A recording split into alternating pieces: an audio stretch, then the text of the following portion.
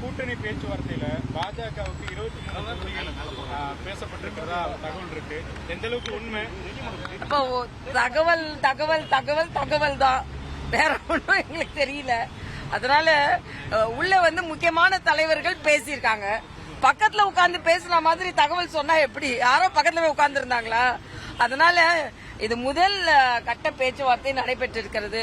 யாருக்கும் இன்னும் தெரியாது. அதனால மரியாதைக்குரிய பியூஷ் கோயல் சொல்லியிருக்கிற மாதிரி தேசிய ஜனநாயக கூட்டணி ஒரு குடும்பமாக இருந்து இந்த தேர்தலை சந்திக்க போகிறோம். மகிழ்ச்சியாக தேர்தலை சந்திக்க போகிறோம். வெற்றிகரமாக தேர்தலை சந்திக்க போகிறோம். செய்தி கிடைச்சிருக்குது என்னன்னா, ஓ பன்னீர்செல்வத்தையும் டிடிவி தினகரனையும் கூட்டணிக்கு உள்ள கொண்டு வர்றதுக்கு அதிமுக தலைமை இசைவு தெரிவிச்சிருக்கு. பிஜேபி கிட்ட நீங்க அவங்க பேசுவீங்க, பட் உள்ள வர்றதுல சிக்கல் இல்லை எங்களுக்கு அப்படின்னு சொன்னதா ஒரு தகவல். என்ன இதுதான் தகவல் தான்ப்பா, எல்லா தகவலும் எனக்கு தகவல் மகிழ்ச்சியா இருக்காக்கா? இல்ல, நான் என்னோட எக்ஸ்பிரஷனை எதுவுமே சொல்ல முடியாது. மரியாதைக்குரிய பியூஷ் கோயலை பார்த்து நாங்க பேசியிருந்தா எனக்கு எதாவது தெரிஞ்சிருக்கோம். நாங்க கூட்டணிக்கு வரும்பொழுது சேர்க்க முடியாது என்று உறுதியா சொல்லிட்டாங்க. இந்த முறை அந்த மாதிரி கிடையாது, நீங்களே கூட்டணி. இல்ல, இது எல்லாமே தகவல் தான். தகவல் தெரியாம நான் எந்த தகவலையும் சொல்ல முடியாது. உண்மையான தென் தமிழகத்துல இல்ல, நாங்க ஏற்கனவே சொல்லிட்டு தான் இருக்கோம். எல்லாரும் எதிர ஓட்டு எது பிரியக்கூடாதுன்னு அண்ணன் எடப்பாடியே தான் சொல்லியிருந்தாரு. விஜய் உட்பட நாங்க எல்லாரும் சேர்ந்தா வரணும்னு சொல்லிட்டு இருக்கோம். அதனால அவங்க என்ன பேசினான்னு எனக்கு தெரியல. பேசின அப்புறம் முதல்ல நீங்க தான் என் தம்பிங்க தான் உங்களை கூப்பிட்டு சொல்லுவேன் நானு.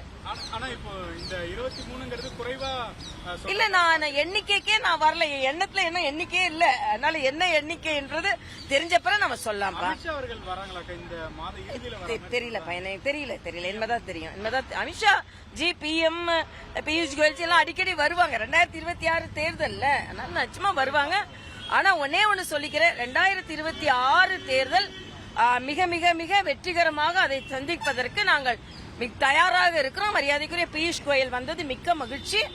திமுக கூட்டணி இந்த கூட்டணியினால் வெலவெலத்து போயிருக்கிறது. அதனால்தான் கிறிஸ்துமஸ் விழானாலும் சரி, பெண்கள் விழானாலும் சரி, எப்ப பார்த்தாலும் பிஜேபி அப்படின்னு இழுத்து இழுத்து பேசுறதும், உதயநிதி ஒரு பக்கம், அண்ணன் திருமாவளவன் ஒரு பக்கம், ஸ்டாலின் அண்ணன் ஒரு பக்கம், எல்லாருமே பிஜேபின்னு பேசும்போது அரண்டு போயிருக்கிறார்கள் தெரியுது, மிரண்டு போயிருக்கிறார்கள் தெரியுது. அவ்வளவுதான். நாங்க திரண்டு வருவோம் என்று சொல்கிறேன்.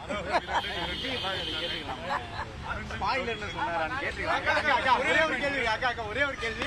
இன்னைக்கு பியூஷ் கோயல் பேசையில நிர்வாகிகள் கூட்டத்துல விஜய் அதெல்லாம் ஒன்னும் சொல்லலப்பா. ஸ்பாய்லர் இல்ல, பாய்லர் இல்ல, அதெல்லாம் ஒன்னும் சொல்லல.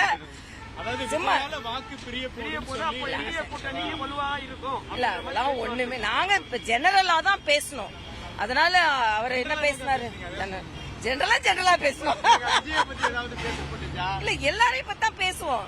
அரசியல்னா எல்லாரையும் பத்தி தான் பேசுவோம். ஆனா அவர் என்ன கருத்து சொன்னாரு, கருத்து பரிமாற்றங்கள் எதுனா என்னால சொல்ல முடியாது. பட் எல்லாமே பாசிட்டிவா தான் பேசப்பட்டது. நீங்க போட்டு ஸ்கிரால் பார்த்து தான் எனக்கு தெரியும். ஓ, பியூஷ் கோயல் இப்படி பேசினாரா அப்படின்னு உங்க ஸ்கிரால் பார்த்து தான் தெரியும். அதனால என்னன்னா, அங்க மீட்டிங்ல இருக்கிறத விட டிவி பார்த்தா அங்க என்ன பேசுறேன்னு எங்களுக்கே தெரியுதுன்னு நினைக்கிறேன் அது நான் உங்களை பார்த்தா தெரிஞ்சுக்கிறேன். தகவல் உங்ககிட்ட.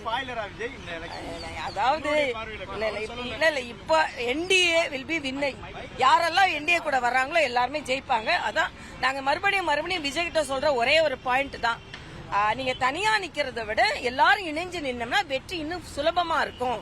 அது விஜய்க்கும் பொருந்துன்றதான் எனது கருத்து. தெரியலப்பா, கட்சி என்ன ஆண்டவனும் ஆண்டு கொண்டு இருப்பவரும் என்ன சொல்றாங்களோ அவ்வளவுதான்.